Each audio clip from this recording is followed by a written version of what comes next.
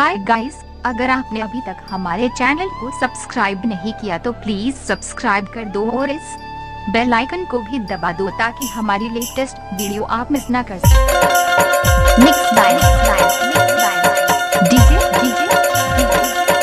Dhirendra Babu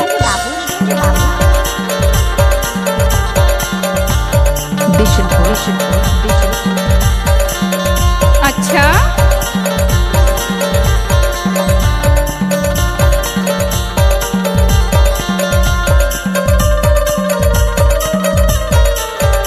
school Para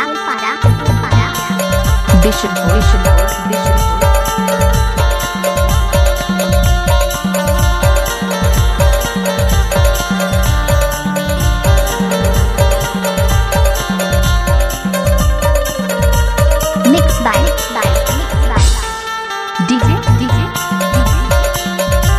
Dhirendra Babu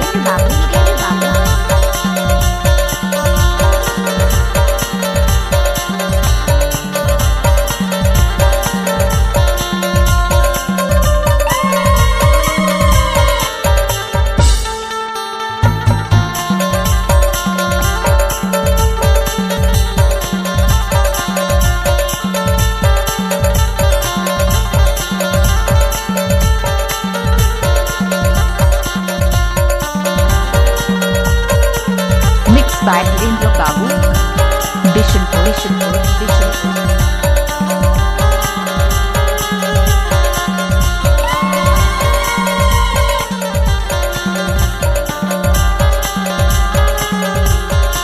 Mixed by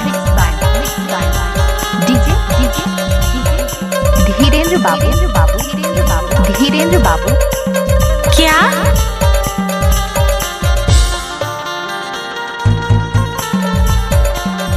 school Para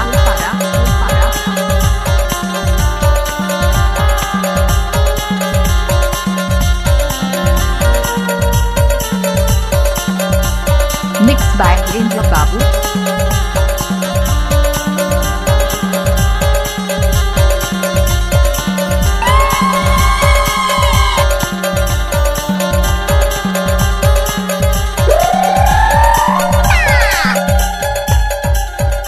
Bishanpur